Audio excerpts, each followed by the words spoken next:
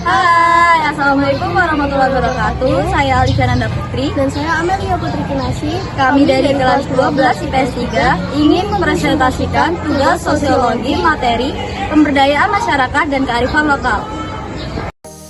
Tugas sosiologi yang berjudul Pemberdayaan Masyarakat Lokal melalui UMKM Kerupuk Jengkol dalam upaya menciptakan inovasi kerupuk jengkol yang menjadi produk kegemaran masyarakat di Desa Gadingrejo, Kecamatan Gadingrejo, Kabupaten Bengkulu, Provinsi Lampung. Studi kasus usaha ekonomi kerupuk jengkol milik Bapak Mono. Tugas ini dibimbing oleh Bapak Farhan Hadid, SPD.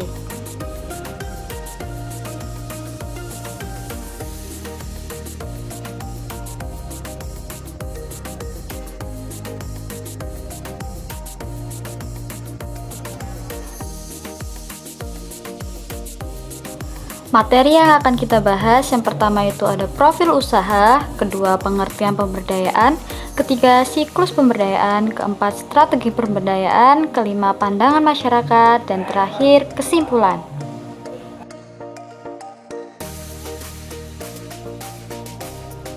Nah, yang pertama profil usaha.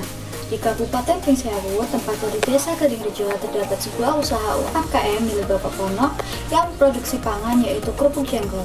Usaha tersebut sudah memproduksi kerupuk jengkol sekitar 4 tahunan dan kini omset usaha tersebut semakin meningkat tiap tahunnya. Yang awalnya beliau hanya mempekerjakan beberapa orang saja seperti saudaranya sendiri, kini usahanya sudah berkembang pesat dan banyak masyarakat yang melamar untuk menjadi karyawannya. Masyarakat yang menjadi karyawannya kebanyakan mempunyai masalah perekonomian atau pendapatan yang kurang untuk memenuhi kebutuhan sehari-harinya, yang dimana sebelumnya mereka hanya bekerja sebagai serabutan yang penghasilannya bergantung saat majikannya membutuhkannya saja. Kini mereka bilang sejak bergabung dengan kegiatan UMKM milik Bapak Pono ini, mereka lebih terbantu dengan mendapat upah yang tetap sehingga dapat lebih untuk memenuhi kebutuhan sehari-harinya. Maka dari itu, Bapak Pono mempunyai harapan yang tinggi dengan didirikannya UMKM ini, yaitu diharapkan UMKM ini mampu menjadi wadah menyalurkan berkembangnya masyarakat Gading Tahu untuk berkembang dan membantu perekonomian masyarakat sekitar.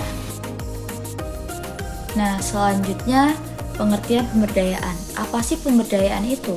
Menurut Wikipedia, pemberdayaan masyarakat adalah proses pembangunan di mana masyarakat berinisiatif untuk memulai proses kegiatan sosial untuk memperbaiki situasi dan kondisi pada diri sendiri.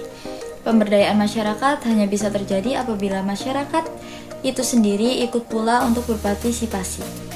Adapun tujuannya lebih detail dari kegiatan pemberdayaan masyarakat, yang pertama itu perbaikan usaha atau bisnis, yang kedua memberi manfaat bagi anggota lembaga dan masyarakat yang ada di sekitarnya, ketiga perbaikan pendapatan bagi anggota lembaga dan masyarakat, yang keempat perbaikan lingkungan baik secara fisik dan sosial. 7 tahapan siklus pemberdayaan komunitas menurut Terry Wilson.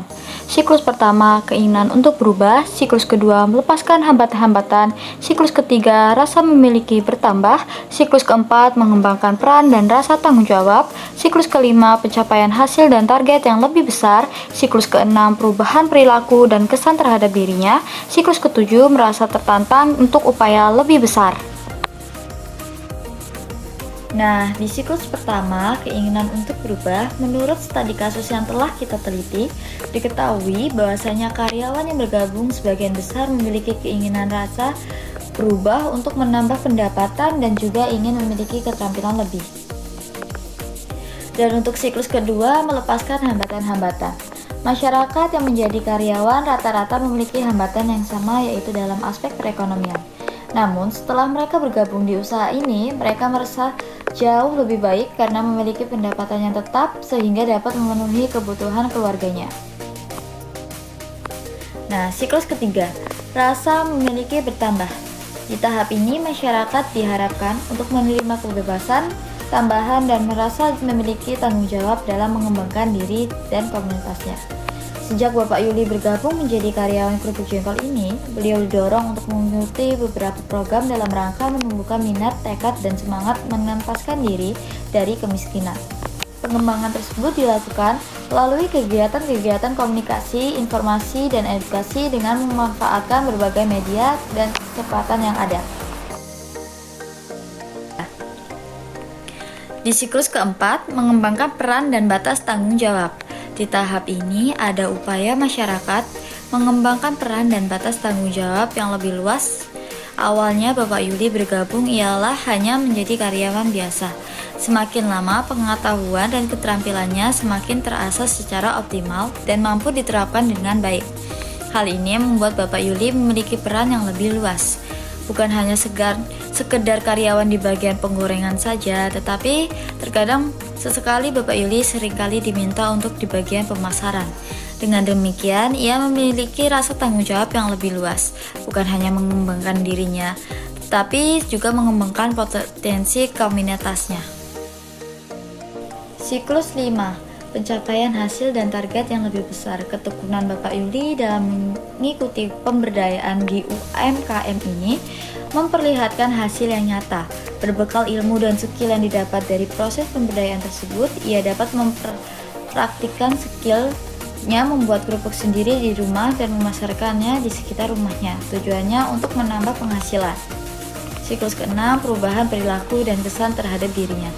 Setelah mendapat wawasan dan skill dari UMKM kerupuk jengkol ini, mampu mencapai target yang lebih besar.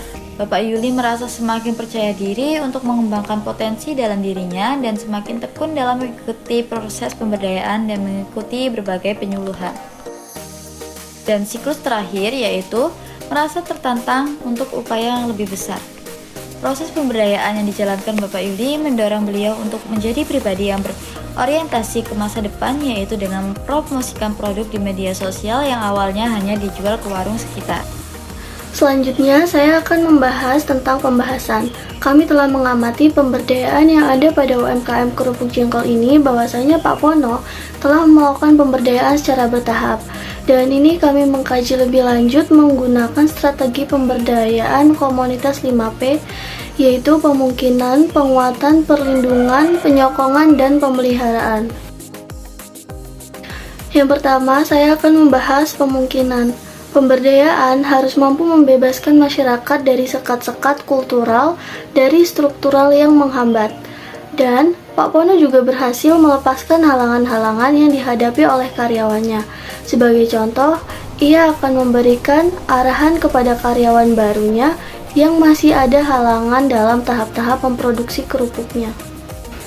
Yang kedua, penguatan. Pak Pono sebagai pemilik, ia bertanggung jawab untuk selalu mengawasi atau mengecek kinerja para karyawannya. Ia juga telah memberikan peran kepada setiap karyawan sesuai dengan kemampuan ataupun keahlian masing-masing. Ketiga, perlindungan. Pemberdayaan harus diarahkan kepada penghapusan segala jenis diskriminasi dan dominasi yang tidak menguntungkan rakyat kecil. Pak Pono mengatakan bahwa ia tidak pernah pilih kasih ataupun membeda-bedakan antara karyawan di pabrik dengan karyawan di toko, dan ia telah adil dalam pembagian peran untuk setiap karyawannya. Yang keempat yaitu penyokongan. Penyokongan bertujuan memberikan bimbingan dan dukungan agar masyarakat mampu menjalankan peran dan tugas kehidupannya. Pak Pono selalu menghargai hasil kinerja para karyawannya, sehingga dapat memotivasi karyawannya untuk terus meningkatkan kinerjanya. Juga mengutamakan kenyamanan dan bagi karyawannya agar membuat karyawannya betah dan tidak merasa terbebani dalam bekerja di usaha kerupuk jengkolnya.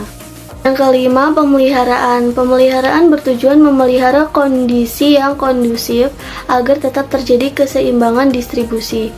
Pemberdayaan ini mampu menjamin keselarasan dan keseimbangan yang memungkinkan setiap orang memperoleh kesempatan berusaha. Dalam mempertahankan usahanya di tengah ketatnya persaingan pasar, Pak Pono mengatakan bahwa ia menjaga harga agar tetap stabil dan mempertahankan kualitas serta cita rasa produk makanan yang dibuat. Selanjutnya, pandangan masyarakat sekitar terhadap pemberdayaan. Berdasarkan hasil wawancara peneliti di lapangan dengan masyarakat setempat, yang bernama Bapak Suratno, berusia 60 tahun. Ia mengatakan bahwa dengan adanya usaha kerupuk jengkol Bapak Pono ini membuat desa setempat dan masyarakat setempat menjadi hidup. Mereka mengatakan bahwa usaha tersebut berkembang sangat baik. Bapak Suratno mengatakan bahwa dengan adanya usaha ini, terutama pada bagian pabrik, dapat membuka lapangan pekerjaan bagi masyarakat setempat dan menjadi sumber penghasilan.